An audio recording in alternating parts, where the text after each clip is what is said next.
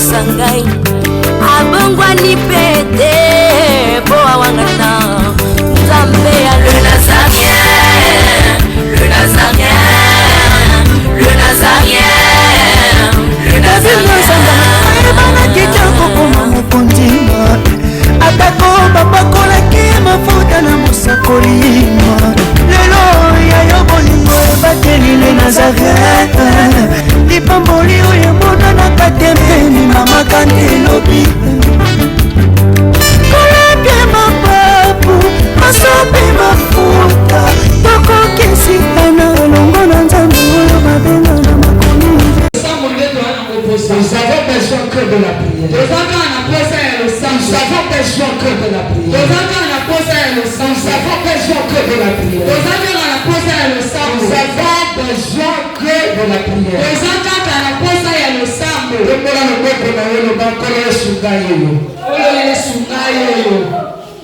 Le bakolo Yesu Kristo ngayo. Na ye pa inayo. Na pokwa ya lelo. Posa motema nanga. Ezana sambela. Peye ye kama sambo nanga. Okango la belo nanga. Ose kusanga. Onote. Que Dieu te bénisse. Zama pambola. Bien-aimé, ce soir, Moni mami ye la pokwa lelo. je t'en prie et je t'en supplie. Na zobonde na ope na bonde lelo. J'aimerais te demander, Na yina senga yo.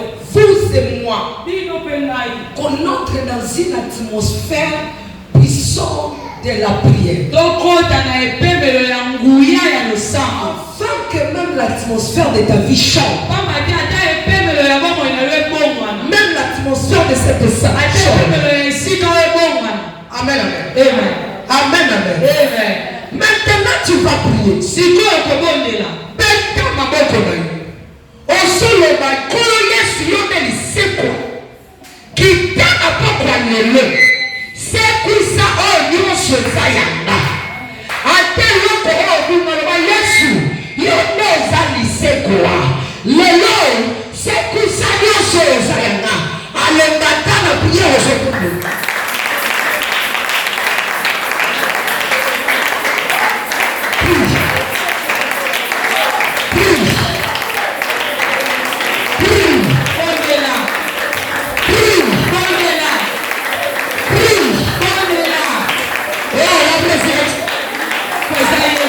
La résurrection c'est Jésus. Liseko ezali Yesu. Opameli eseko.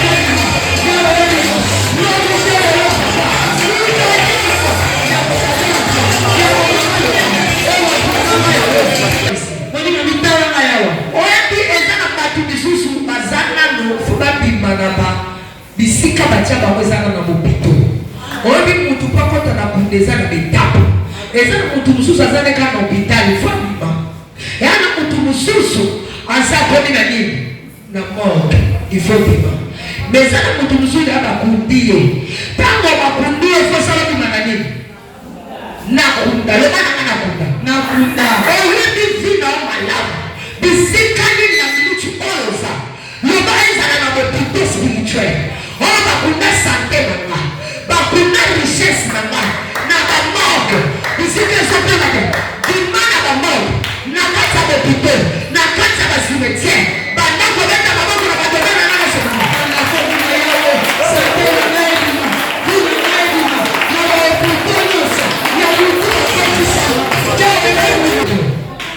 batu oyo baza komona mikolo oyo babibembeleki ebele batu bazokufa lokola mabata lokola bandidi makaki bango yo ozobeta maboko ozoloba ngai naye kokata liwa na bomoi na ngai na bandeko nanga liwa ekokota te nalobi na tie stop mopepe nyonso bafuli ya liwa na ville ya Kinshasa la République démocratique du Congo. Nous avons ça à jeter. Quel est l'hôpital?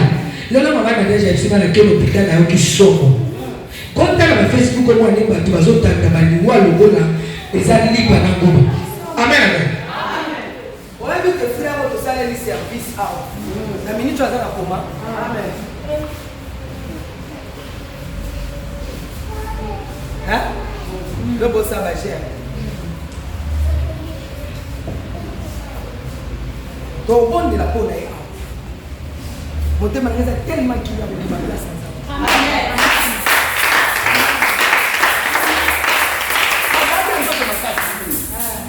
Na minute on nim da auto. Amen. Oui. Elle comment pour des zones au baquet aux amakasi aussi. Bon de la bien me tellement ya. Et après la place, moi, je vais venir sur l'hôtel, je vais à 5 heures. Attends, tu vas sur l'hôtel, je vais mon lit dans l'hôtel. Attends, je vais vous manquer mon respect. Tellement, tellement à 5 heures, voilà. Sauf quand Yesu m'a dit, soit l'hôtel, mon hôtel. Banda pour bêta, ma boque, pour bien mon pépé, il y a du noir. Il y a bêta, ma boque, pour bien la combat.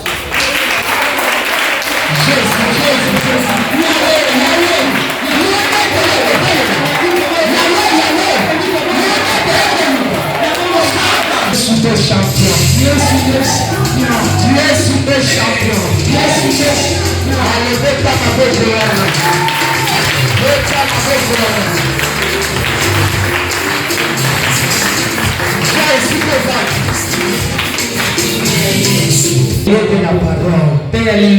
Je t'annonce, toi qui as de mauvais songes, l'esprit de mort. J'aimerais te dire que cela est arrêté. Je t'annonce changement de fréquence.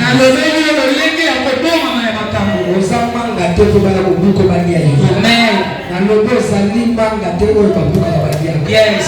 Amen, amen. Nous continuons toujours avec notre thème. La résurrection. La résurrection. C'est quoi? Je suis venu dire à quelqu'un. Ce que ça la moto ou à l'ingakabomo Esaïe Yesu Messie. Je suis venu t'annoncer. Il n'y a que Dieu qui aime la vie. Il n'y a que Dieu. Dieu aime la vie. Mais le diable aime la mort. Est-ce que je peux parler à quelqu'un? Vous savez qu'il y a des choses qui n'ont jamais existé. Donc là c'est ça et c'est pour ça. Mais ça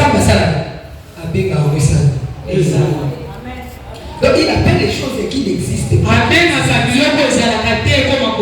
Non, je sais pas si je ne suis pas bien fait compris.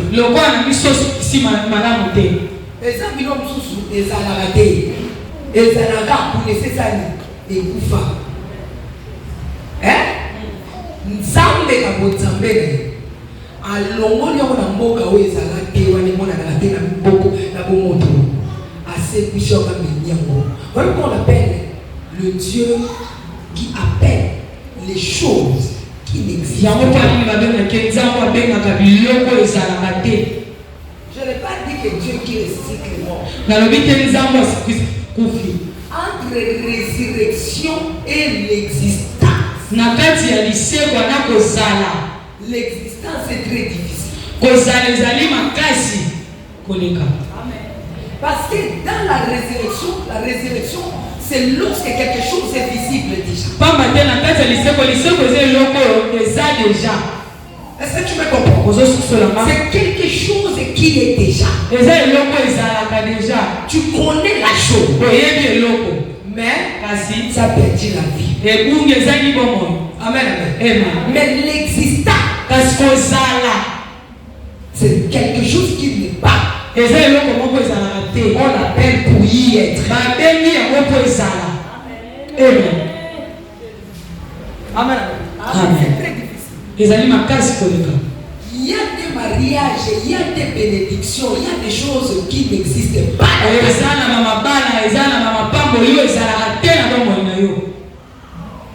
Mais Dieu va appeler que cela existe. Il sait, je vais parler au-delà de la résurrection. Donc, si tu as l'étape, il y a donc maintenant, l'étape, il y a existence. Amen. Parce que dans la résurrection, on va faire ressusciter ce qui est.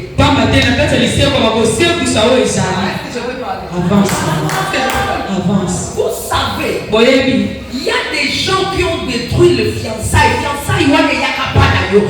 Comment il y a des soumis, bah, baby, ça y a et tout ça est là. On dit que là, bonjour, il y a ma tête, que l'on ne peut pas la tête. Je devrais t'annoncer. Dieu m'a appelé. C'est qu'il n'existe pas. Afin que cela puisse exister.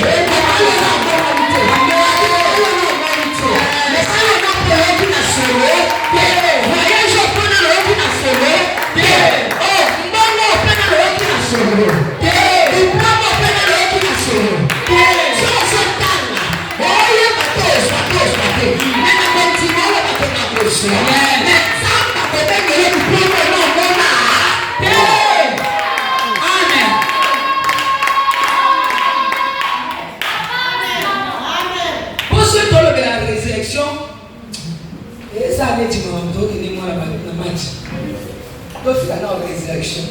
Donc il y a une existence. Il y a des choses à qui tu avais vu. Tu as vu ça. Tu t'es réjoui. La Nikina ba. Et Katanaka là. Aussi mal.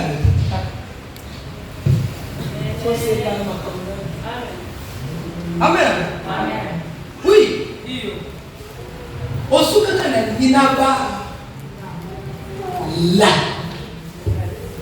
Et s'il a dit, il y a des voyages là. Il y a des gens qui te racontent comment il a fait des démarches de voyage. Et puis, à comment pas ça, non, qu'il est. Donc, à quoi est-ce nous sommes là, il y a même des gens qui ont vu même l'aéroport. Ils ont un bateau, mais on est qu'à l'aéroport. Quand est-ce qu'on a passé? Amen. Il y a un passeport, il y a des gens qui ont même vu la France. Ils ont un bateau, mais on est en France. Mais ma mère n'est pas refoulée. À ce moment, on a l'immigration de la France. Donc, quand ça nous parle en France, à côté, il y a nous, on a tout au Kenya. Tous au Kenya, on s'est fait la grâce au Bimi. D'accord, alors la carte. Il y a une immigration. Ouais, tout le monde a dit que tout le monde est là, on le il y a un cas si on le voit, on a demandé à Tanda, on le sait, rien pour le monde est au pays là-bas, pas un petit cap de balle. Amen. Amen. Yeah. Natala parole. Non compliqué, mais maintenant j'ai passeport, il y a un tas de bien. Hôtel. Pas à moi chantier. Hôtel Omusu. Pas au Omusu. Si vous avez dit que vous avez place au salon. Au moins, maintenant, nous avons dit que nous avons dit que ceux qui vont à Sidi, ok, nous allons aller sur le Mozo. Amen. Donc, si vous avez place au salon, au Kokende. Bon, on va le ballon kaka. Va mettre kabou. Ka! Il y a besoin de ka. Natalati. Natiki. Oh ben, ni kumba nangani os natiki donc pas bien. Amen. Donc, tu as vu même le voyage, tu as vu même le passeport. Au monde il y a d'accord ben, au monde il peut passeport. Le passeport. Passeport. Mais tu n'as pas passé. Cache te quitter. Hein? Ce n'est pas parce que tu as le passeport que tu as passé. Et ça te pose un passeport de collègue. Ce n'est pas parce qu'on appelle ça passeport. Ça te va venir un passeport. Et tu as déjà passé. Néolégui. Donc, mais notre Dieu aime la vie. Notre Dieu aime la vie. Il existe. Il appelle le voyage qui n'existe pas. Les gens de la famille peuvent voyager. Mais votre famille, qui peut voyager? Même maman, pas qu'ils sont pour voyager. Azake, que ça n'a que bon éliné.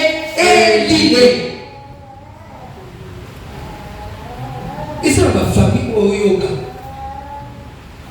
Dans 4 la poto, 5 la poto. L'équipe avec la bino nani. Autre ça qui n'a rien à biso mondo. Alors je te parle, tu le as. Ni ça n'a. Ils sont passés de terre à la fondation. Amen. Amen. Il y a quelqu'un qui a mal de tout.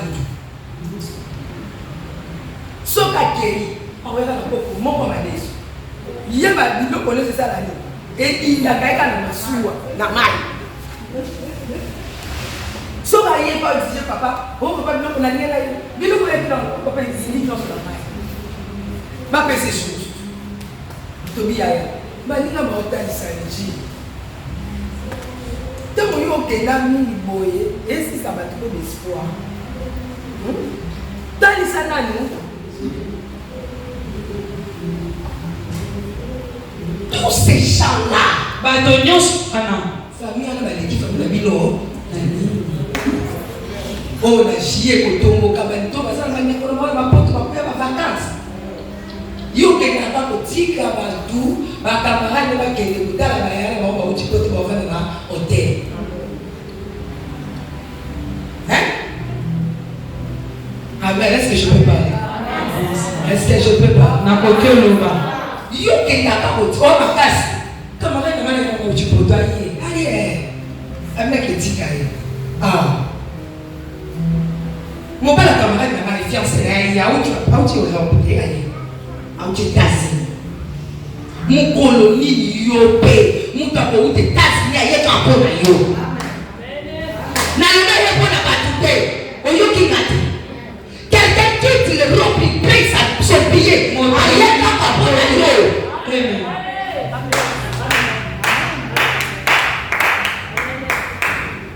Donc étant lié pour notre maintenant aye a chopé na génie à batu oyo aye. Amen. Hein? Dieu appelle les choses qui n'existent pas à l'existence. Je suis en train de parler de prophétie. Tout ce qui n'existe pas dans ta famille. Tout ce qui n'existe pas dans ta famille. Dites les bonnes choses. Dites les bonnes choses que tu as entendues chez les gens. Je dis et je prophétise. Que cela entre maintenant dans ta vie. Je dis que le Seigneur va le que Dieu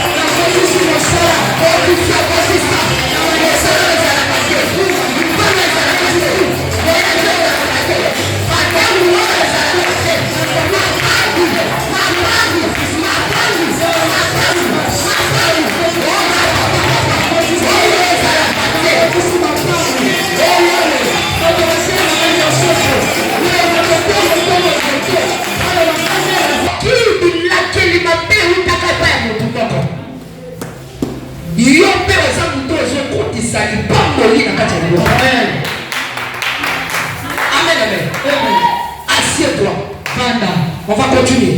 Je disais que Dieu aime la vie. Au-delà de la vie, Dieu appelle les choses qui n'existent pas. Pour le faire exister. Mais si Dieu aime la vie, il faut savoir que l'ennemi aime la mort. Voilà pourquoi c'est le diable qui a amené la mort devant l'homme. Amen. C'est ainsi que je dis à quelqu'un. Si tu vis, glorifie Jésus. Glorifie le nom de Dieu. Ne dépasse pas ceux qui sont dans de mort. Glorifie Jésus. J'ai dit glorifie Jésus. Si tu as la vie, c'est un sujet de témoignage. C'est un sujet de témoignage. Laissez-moi te dire, pendant que tu vis, il y a des gens qui veulent ta mort. Amen. Pendant que il y a des gens, des réunions qui se passent.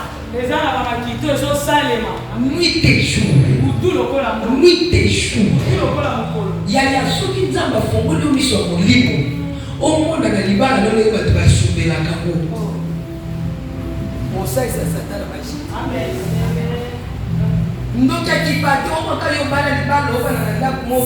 qui regretté d'abord. Mais Satan a envié d'abord. Amen. Souci na ezaka obima na kati ya ndako wana oyo ozomona eza na welo te nova na kabuka ya studio. Mais le diable envie même le paix. Il veut te arracher, te ravir. Même le paix là, il ne veut pas que tu puisses avoir. Le paix. Yes. C'est que toi tu négliges. C'est ça la vie. Mon père lui ne sont négligés. Il y en a qui fait sa fille et l'aigle n'a plus de nous.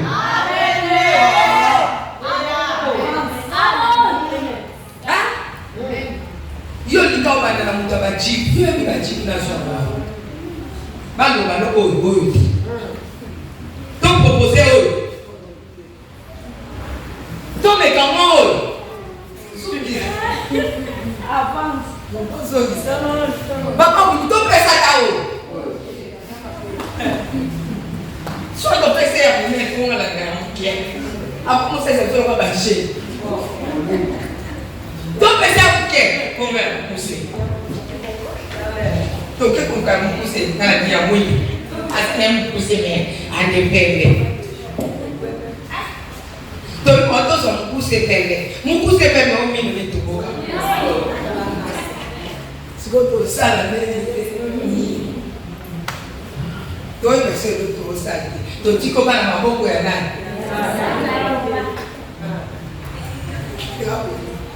C'est le peuple. Mais c'est la vie. Yo, on a un thème, tout le monde va dire que nous allons aller la Bazaki, nous allons aller à moins 15 ans, il y a moins 13 ans. La Tinto, ma maman va être à 15 ans. Kendoba kaba kuto zeri okulukira mo omuntu ya koma mise ba o le na kelisa sese il taye kuba la la pesa kuna bato isisa oya kana na yemi note amen amen. Allez-y comprendre. Je suis en train de dire. Le paix. C'est beaucoup. Il y a une tâche qui dit. Il y a un qui est côté à la mission. Le soaka. Il y a un qui. Il y a un qui est côté à la mission. Si on a boit quelqu'un au papier, et au bête à la date est libre. Mais ceux qui fourmi à côté, à côté. Le paix que tu as, c'est ça la vie. Ne néglige pas la femme de ta jeunesse. Ne néglige pas l'homme de ta jeunesse. Mais à mon pied, et ça s'appelle Kamba.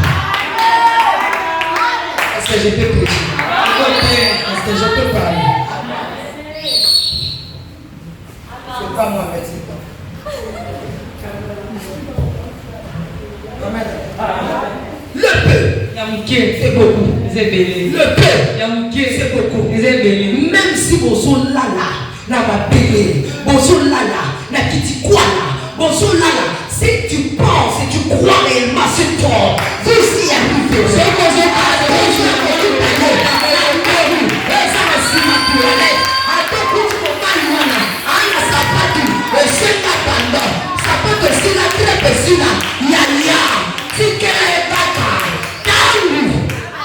Amen. C'est ça la vie. Il y a un monde de bon. Oui, mais combien de diables il y a une relation ça va de Toboka. Aussi, non, ça peut être Toboka. Mais diable, il y a un lieu.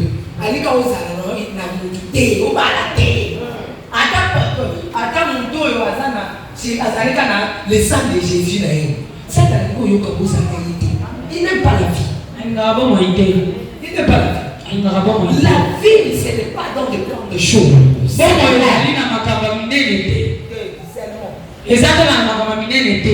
même dans les petites choses il y a la vie il y a la vie il y a la vie.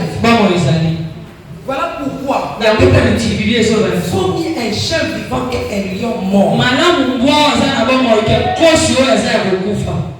n'as pas compris. Tu n'as pas compris. Les lions, ce sont des gens que nous avons perdus dans ces mondes.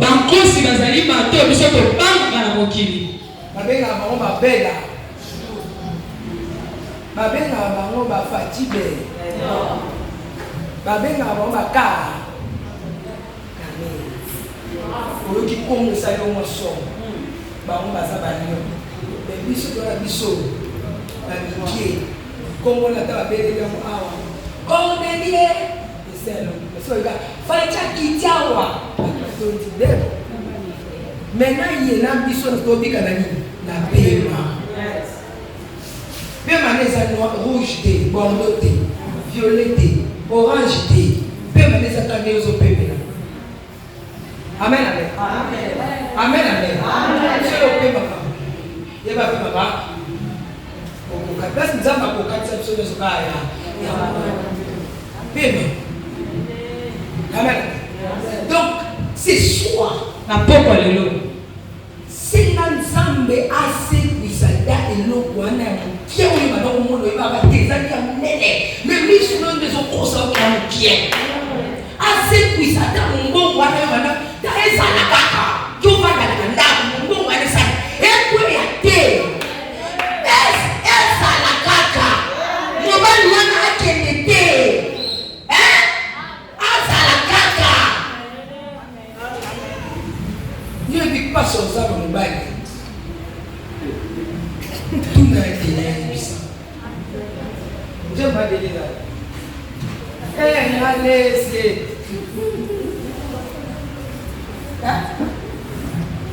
viva les amis.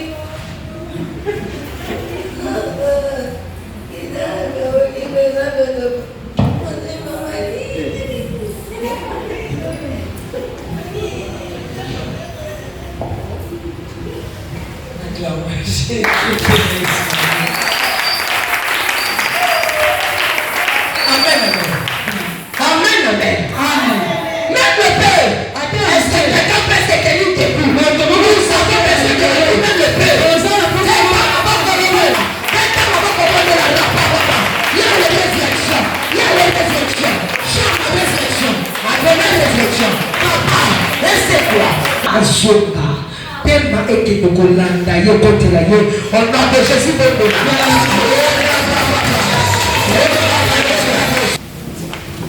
c'est pour dire qu'il y a des ennemis de la vie. Et il y a des ennemis de la vie.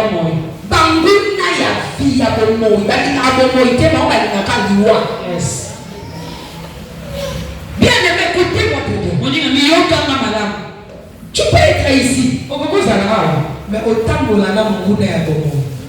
Olala na munguna ya bomo. Ofana na bangunya ya bomo. Bato balinga bomo ite ba ya na bomo ina yo ba pusana yo ka tseke balinga ka vie. Njoka ne bazaba kite kwa bazoli ya yo me yo so yebate. Basi ba bomi no yo so yebate. Et si ba tikoli bulu pour la vie na yo mais yo so yeba te. Aussi ba si nani na yo mais yo so yeba te. Mutu abomaka mutu azala na musika na ito. Pembe. Tabete le solana. Amen. Ya Gina, pena Jésus. Ya banekwa Joseph, pena Joseph.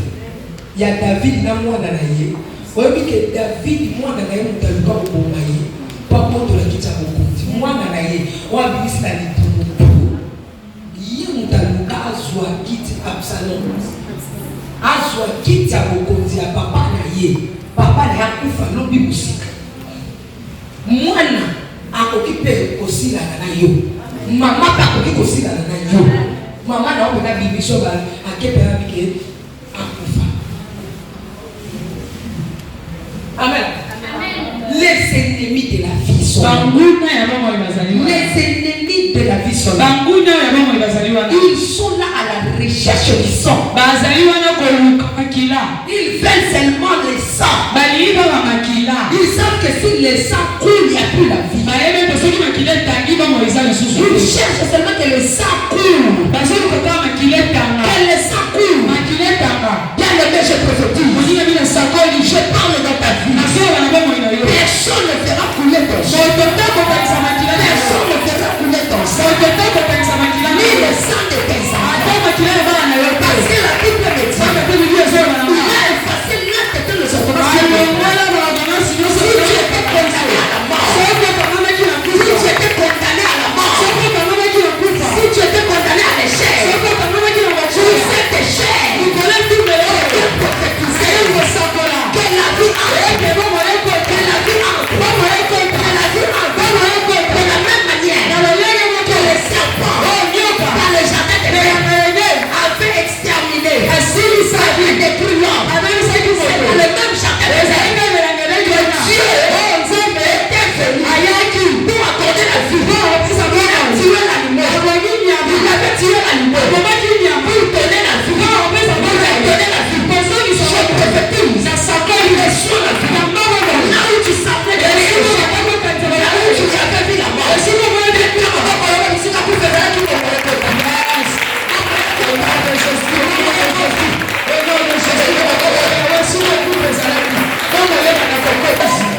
Assieds-toi parce que je veux clôturer. Bien aimé dans le Seigneur. Le plan de la souffrance des enfants de Dieu n'a pas commencé aujourd'hui. C'est pas le jour d'aujourd'hui. Ce que tu vis, ça n'a pas commencé aujourd'hui. Ça a commencé depuis. Parfois tu es innocent. Tu es venu et tu as trouvé. C'est malheur. C'est malheur. Amen, amen. Ça a commencé depuis. Ce que nous vivons aujourd'hui, c'est Adam et Ève qui ont commencé. Il y a des choses qui te poursuivent. C'est pas toi qui as commencé. Parfois tes parents, tes ancêtres. Mais que cette fille, tu es dans la famille, mais tu n'es pas de la famille.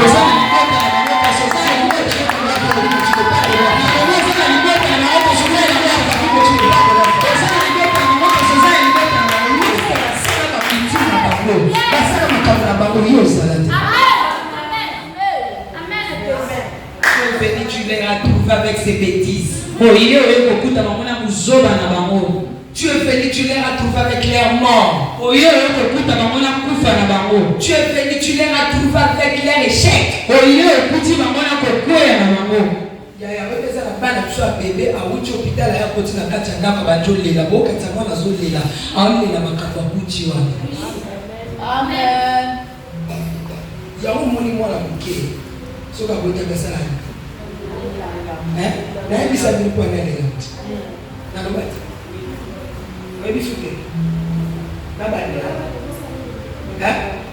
Moi, mon qui soit à bout de allez la voir. Manzalèche. So moi à bout de aller la tu vas ça. Asai. Ouais pas mon kani. Mon kani boso abisa de la batanga na elle. Ils allaient me tuer. Si vous avez boté mais na boté mais le beau c'est bien. Mais na dit qu'un jour non. ami leleli na ye yango mokolo moto akufanga ami lelela lisu te na samba mpasi oyo ekomeli ye. Est-ce que je peux parler? Parce que pamba te mutu moko takoki koyokela opasi koleka yo moko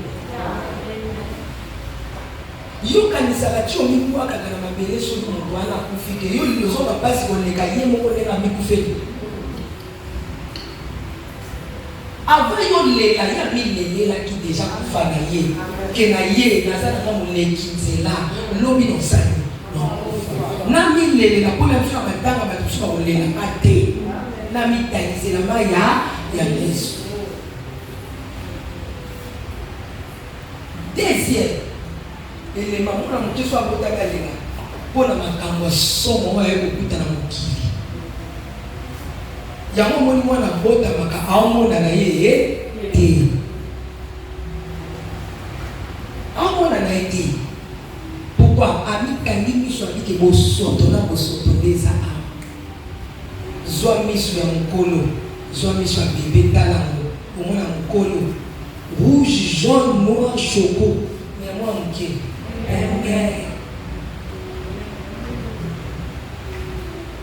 amen amen.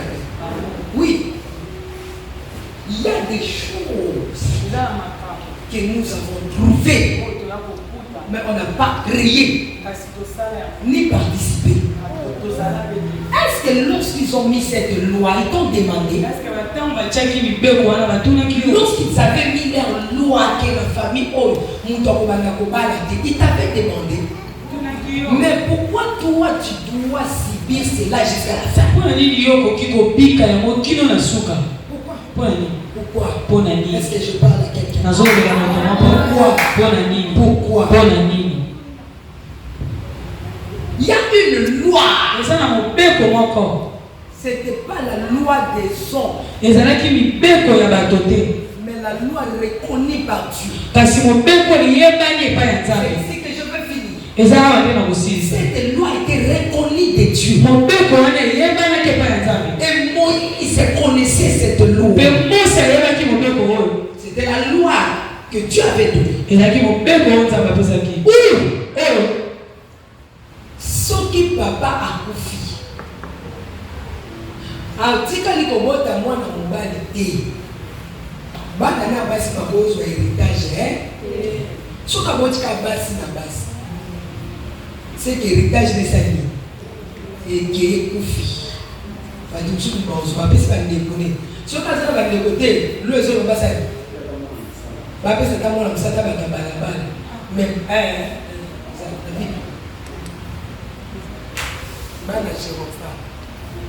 donc, ce que tu as basi, donc tu vois que l'héritage, c'est mais la Bible dit, ils ont fait ça à tout le monde. Mais arrivé dans la famille, Basuka. Papa na kotaka basi na basi. Basi yango ya qualité de biso. Papa ba kwa da se. Baka mata biloko aboti. Abota mo mobali te bosali. Ba pesa famille papa baka ba to balaba. Bala basi na bana mko na bipa. Ça msuko de c'est. C'est Marie-Josée, c'est pas Marie-Josée dans la tata. C'est Marie-Josée. La sœur Blondine. À la mouka que dans l'hôpital. Oh, bah, nous, on est là, nous. Bon, on dit que l'héritage est ce qu'il faut aussi que ça ait un mot. Bah, nous, qui est au héritage des autres. Bison de tous les autres, quand on retourne à Moïse, il faut tous aller. Moïse a vandaka na ndaku na yena tongo bongo kambo. Moïse mote yango to mona. O mona ngaka na shoko pova. Afandi. Baba ni koyisa Moïse. Papa na biso akotaki biso. Basi na basi. Mais loi na yo so lo bakemo na mwasi akoki kozwa héritage. famille na biso zo ba ke mona moi ça ko to bonga te. Famille na biso zo ba ke muta ko to voyager te. Famille na biso zo ba mais si ko yo ko papa na biso ko te moi mo ba te ko mengo na biso ki. De ko zo mo mengo na biso. À un moment donné, il faut bannir la paix. Nathan, monsieur, c'est pourquoi c'est comment la paix? Pourquoi ça commence? Tout que soit mais on a dit ça, on passe à ça. Moïse a dit, on va parce qu'on a dit les bons matins. Moïse parlait Dieu. Il a dit, moi c'est pour le maman. ok, j'ai écouté. Ok, nayoki. Je vais consulter Dieu. Si je ne parle pas du Satan, ceux qui n'ont pas Satan, je ne parle pas du diable. Je parle de Dieu. Moïse va consulter Dieu. Dieu, Seigneur, tu connais ces lois, non? Où la femme ne peut pas avoir l'héritage de son père. Et tu sais que son frère était déjà mort. Il n'a pas mis un enfant homme. Les enfants filles sont venus pour que leur héritage soit ressuscité. Ils cherchent la résurrection de leur bien. Tu dis quoi? Tu dis quoi? Je pensais que quelqu'un allait déjà me dire. Je pensais que quelqu'un allait occuper cette